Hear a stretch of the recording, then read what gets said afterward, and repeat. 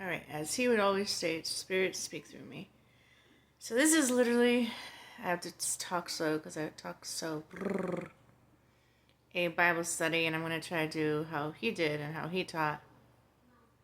And it's going to be hard because he's so in on it, Michael, that he knows exactly what verse to pick, what is correlated to, past, present, future. I'm just like, how do you do that? I could do like a regular Bible study, but okay.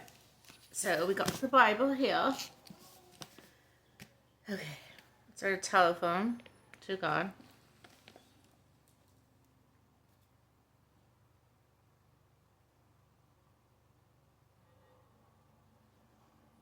Spare lead me to what to actually read.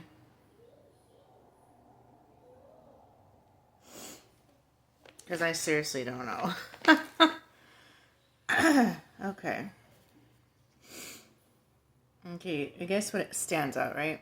On the third day, Esther put on her royal robes and stood in the inner courts of the king's palace, in front of the king's quarters, while the king was sitting on the royal throne inside the throne room opposite the entrance to the palace. And when the king saw Queen Esther standing in the court, she won favor in the sight. He held out to Esther the golden scepter.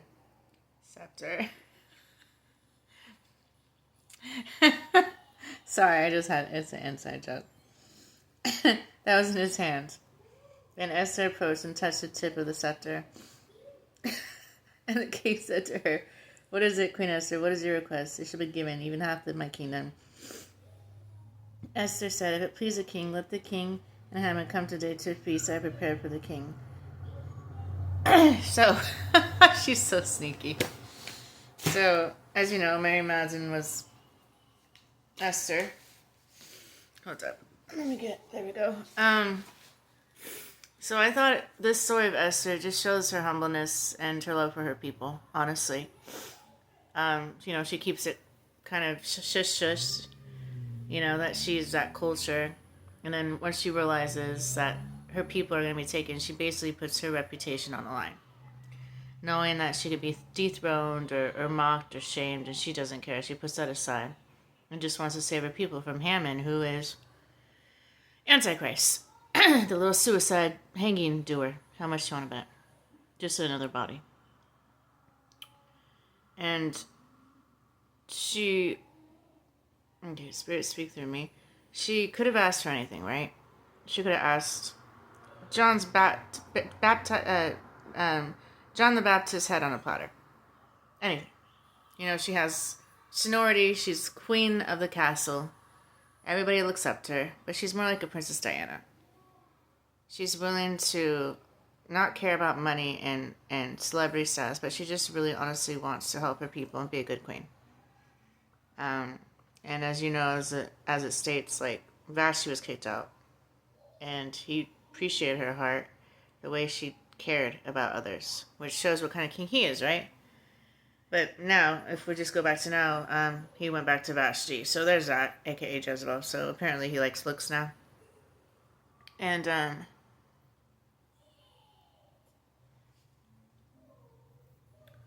Queen Esther saved all of her people, and she's taking a big chance of even exposing at the banquet what he's doing. And a big chance of her being like, you're just get escorted out. How could you not tell me this? And going in Haman's side. But instead, Haman gets in trouble, thank God. He's on her side. I wish God was on my side and little Craig's suicide doer's side, but whatever. And I always loved Esther because you could just see her humbleness. She reminds me a lot of Princess Diana. Not even Mother Teresa, but Princess Diana. Like, very lovely. Has a beautiful backstory where she was adopted and she was poor.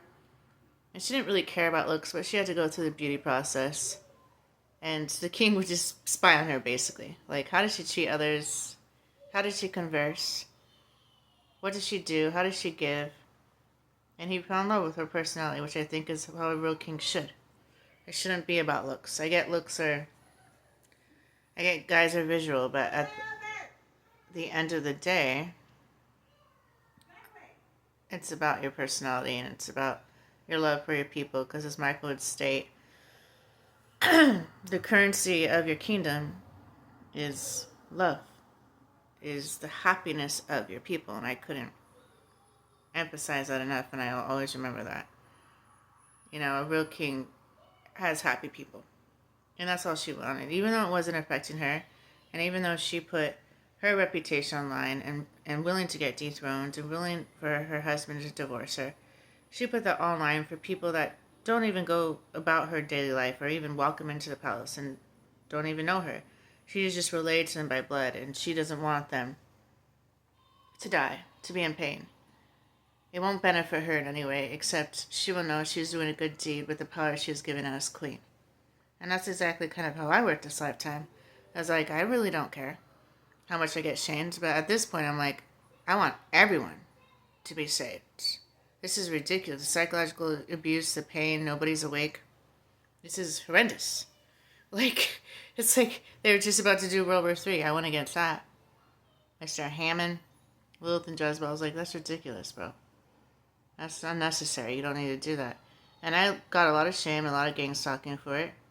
Lost a lot of men's attraction towards me because I was just being outlandish and didn't give a shit and cared about the people. I didn't want to see them in concentration camps in Walmart. I didn't want to have to understand the celebrities are going underneath, you know, in their bunkers underneath grounds. So I went out and preached, and I tried to save my people. My people aren't just my blood. My people is, we all are in pain. We all want compassion. We all want love. We all didn't ask to be here. We're all breathing, and we're all just trying to get basics and just get through this life. Those are my people. So everybody. I don't care if you're a demon. You're psychologically abused all day by hell. I don't care if you're an angel. You're obviously never going to hell, but you're crying all day about people going to hell. And I don't care if you're a human. You didn't ask to be here, and it is hell on earth for you. But I don't think anybody should have their life taken just because of somebody who's perversely incompetent to actually have a heart, an unhardened heart, and somebody who actually has love. Instead of just wanting power and control. Which at the end of the day, that's a dictator. That's somebody that I would never want to have in control.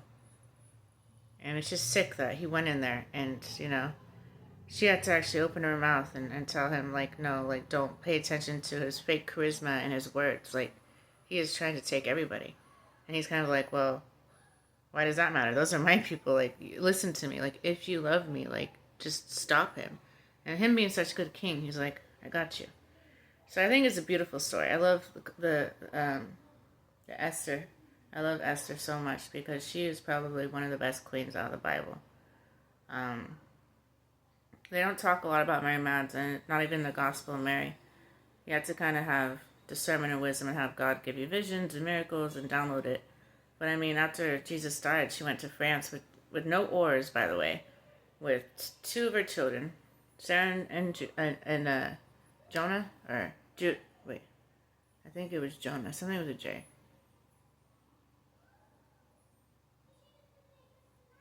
I can't remember. And she made a whole kingdom of love and preached and had to hide in caves because they were attacking her so much. So I think that's a good lesson for today from Queen Esther is you need to stand up for what's right. Even if it puts your reputation online. And even if it's scary, because I'm sure she was shaking in her boots. I guarantee you. She had a lot to lose. And she loved the guy as well. They had a connection. So I think that's a good anybody who's in a leader position, do the right thing. God will always sort it out at the end of the day. And you will not lose anything, you will gain more. If the people around you, and he always puts demons, but he always puts angels, see your heart, you will always get it done. Specifically when it comes to bloodshed, God isn't just a murderer. Yes, some people need to go, their missions are complete. Yes, some people need to go, they are too evil. And yes, accidents do happen, but for bloodshed that is nonsensical and has no reason behind it, there is no reason to have that done.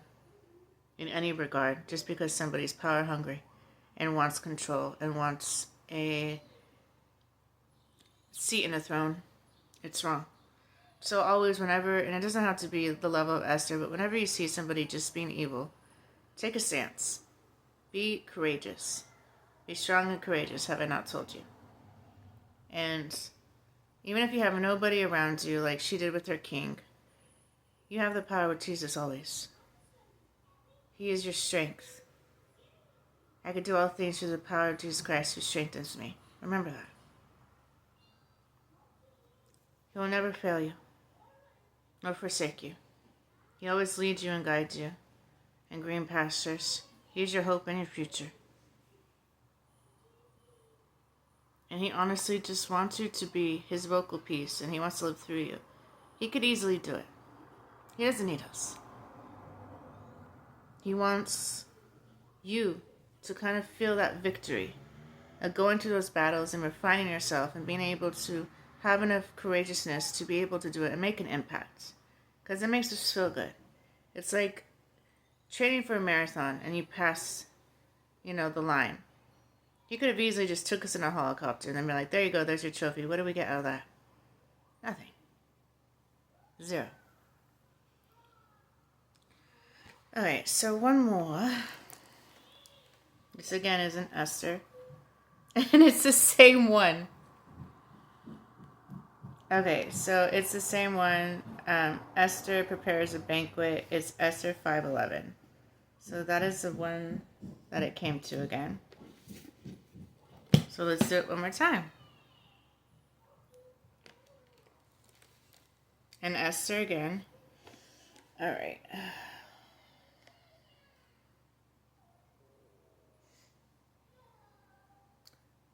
Right. And Mordecai recorded things and sent letters to all the Jews who were on the provinces of King Ahasuerus, both near and far, obliged them to keep the 14th day of the month Adar and also the 15th day of the same year by year, as the days in which the Jews got relief from their enemies, and as the months that had been turned from them sorrow into gladness, from mourning into holiday. Then they should make them days of feasting and gladness, days of sending gifts of food to one another and gifts to the poor. So the Jews accepted that they had started to do what Mordecai had written them to do. For Haman the Agagite, the son of Haman, the enemy of all the Jews, had plotted against the Jews to destroy them. I think it's a beautiful victory. It's a victory march, and it's an ending that's just beautiful. Because of course, I'm sure they were scared. They're like, "Oh my God, I hope this gets passed, or else we're all dead." Because Haman is Antichrist in this story, honestly, and Mordecai is an amazing husband. Esther, I was very, very blessed to have him in my life. He didn't have to do that. He could have been like, and what business is it to me? But that they're just so happy that they even make a day of feasting to remember. Just like we do on Easter, just like we do on Christmas, even though those aren't even the real days. Christmas is acknowledging Nimrod. Even the Christmas tree is an idol. And Easter is basically ISIS. And a couple other things I don't want to get into. But both evil. Both not the days. That isn't the day that God was born. Something in my spirit says it was 9/11. I don't know. But I know it wasn't December. But of course, everything will be revealed. It was only his pleasure to hide a matter, only later to reveal it. So I think whenever you have a victory and you get that medal, remember that day. Bask on that day to remind you every year, like, this is our victory. It was hard. It was scary. We didn't know what was going to come about it. But we got it done. And don't just be like, oh, okay, got it done. Next thing. Remember it. Pat yourself on the back and be like, I did that. I did that. I did that. I left my mark. Even if it was small, I helped somebody. I saved somebody. I spread a word. And that's something I think you should be doing every day, even in your little lives, whether it be waking up, read the Bible, take a shower, and everywhere you go. You go to a restaurant, be nice to people. You don't have to preach to them, but when they see you reading a Bible like I usually am, and they'll see your personality, they'll see your genuineness and your authenticity, they'll be like, wow. Maybe if they haven't thought about it, maybe I should go to Jesus. Like, I see that peace coming off of her. I like her aura. She's really nice. Always give when you can. And even as simple, if you see somebody bullied, help them. Don't just watch it. Because Esther could have just watched it happen. She didn't like bullying. So she went against it. And that's how it should be. At all times. Alright, one more. It's kind of addicting. Because I've been just doing this for myself. Alright, kings.